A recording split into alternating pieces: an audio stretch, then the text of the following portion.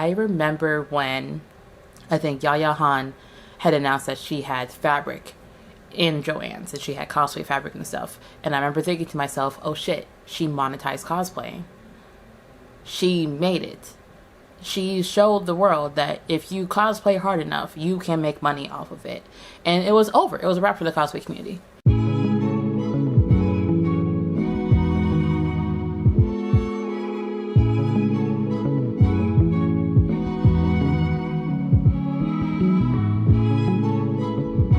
Hey you guys, it's Young Guys Cosplay, and I'm back again for the Tuesday Tea Talk. If you are new to my channel, howdy, how y'all doing? Tuesday Tea Talks, where I sit down and talk to you guys about the cosplay, crochet, and business community, all within 10 minutes. Because if you give me more time, we're gonna be here all day. If you're a returning viewer, thank you guys so much for supporting my channel. I am super excited to I looked at my analytics real quick, and y'all are killing it. And also, we're at 906 subscribers. I like to thank the Academy. And quick shout out to Haryana Hook, because she's been sharing my stuff on her channel. And I know we talked about it at Winterfest, but girl, listen, I appreciate you. Thank you so much for supporting little old me. If you haven't already subscribed, feel free to subscribe. And today we're going to talk about the cosplay community and how it's less of a community and more of a subculture for a lot of other communities. I'm honestly making this video impromptu because I was actually going to skip this Tuesday, but then I was on Facebook and I was seeing more cosplayers talk about how the cosplay community isn't an isolated community anymore.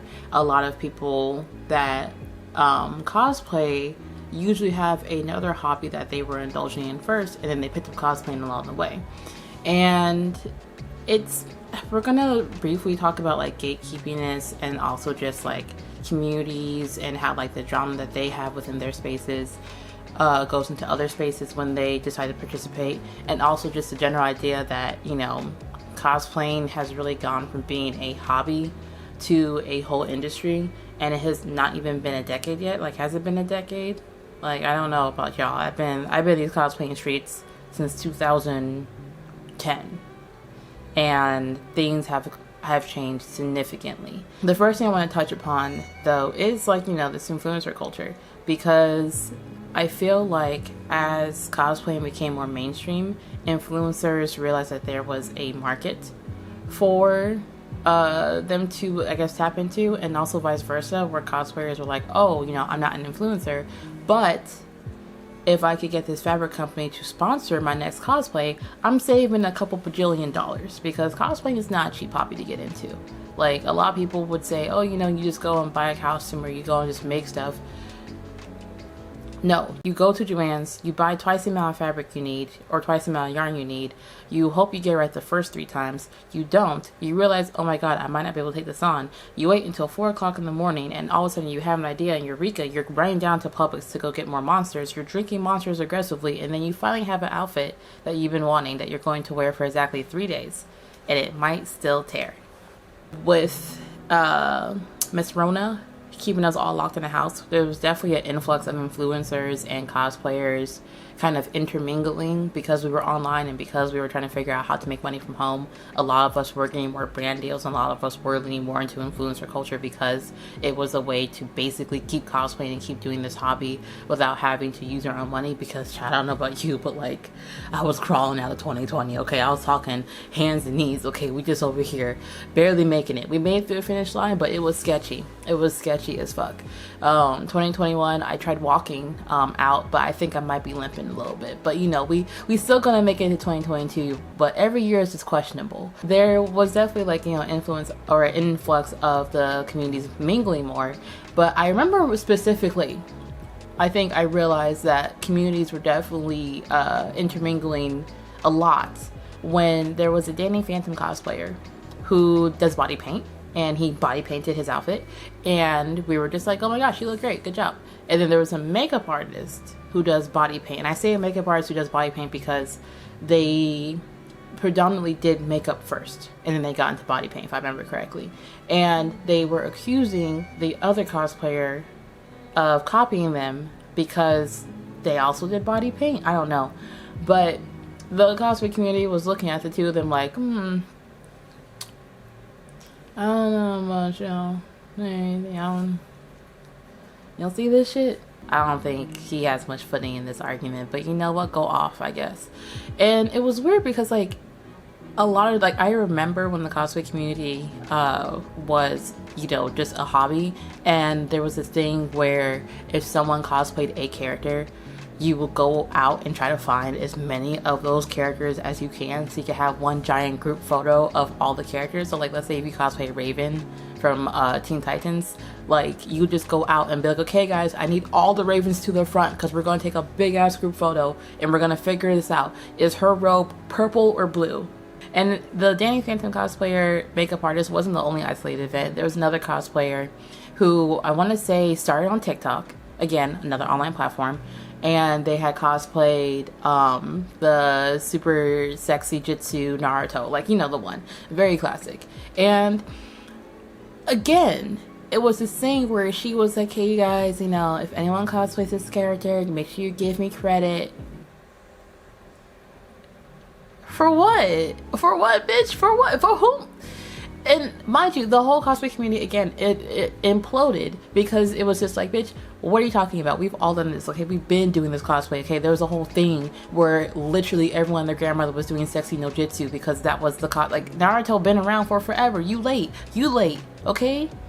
But it was just interesting because I feel like as this influencer culture becomes more dominant in the cosplay community, we're going to see more influencers do this whole, hey, I did it first, make sure you credit me.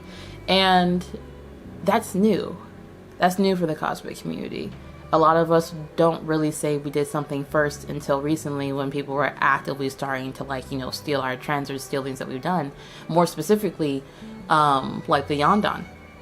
They did natural hairstyles for their cosplays, and then people were like, oh my gosh, that's really cool. And then more people started doing it, and then there was one girl in particular who was just like, I did it first, guys, I do natural hairstyles. And we're all just like,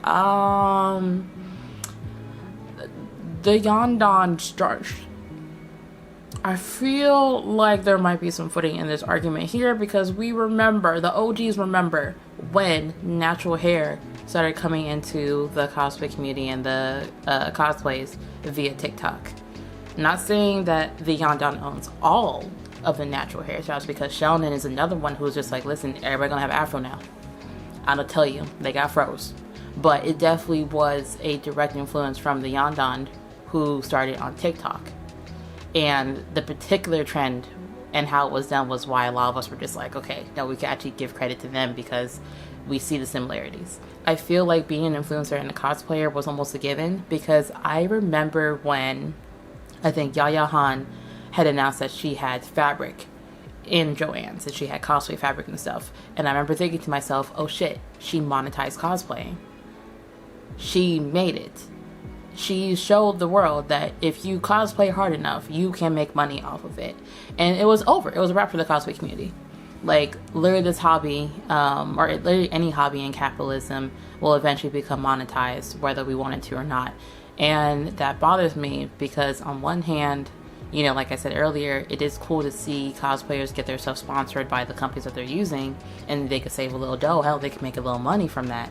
But on the other hand too, I need y'all to put some respect in us OG cosplayers because y'all weren't here for the yaoi paddles and glomping. Yeah, I said it. I know, I'm sorry. Fireball. Oh, I done the trifecta. Listen, we were all struggling back then and I don't know what the fuck we were on, but like, child, we endured. We survived. You know, gatekeeping the cosplay community isn't going to get us anywhere because there's so many of us who cosplay and use it as a hobby and people assume we do it like the other cosplayers do. Like, I could think of a couple people who are honestly part-timers, and that's fine. You know, they come in, they put on an outfit, they cosplay, they like it, they leave.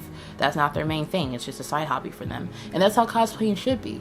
But I feel like with so many cosplayers and influencers, I guess, interchanging what they do and what they don't do and how they move about the communities, we're definitely seeing a more convoluted. I say convoluted because like it's just like we don't really know what's going on and which one is which.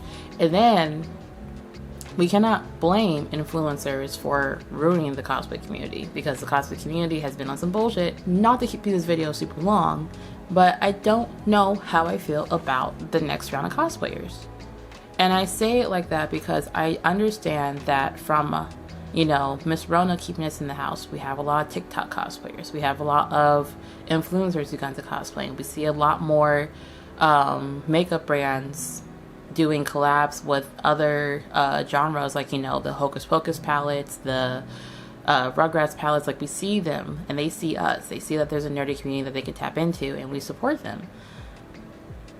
But what do we want from the cosplay community moving forward? That is my question. Do we want the cosplay community to be an isolated community? Do we want to start gatekeeping? I don't recommend it. I don't even like the idea of us gatekeeping the community. Do we want to just,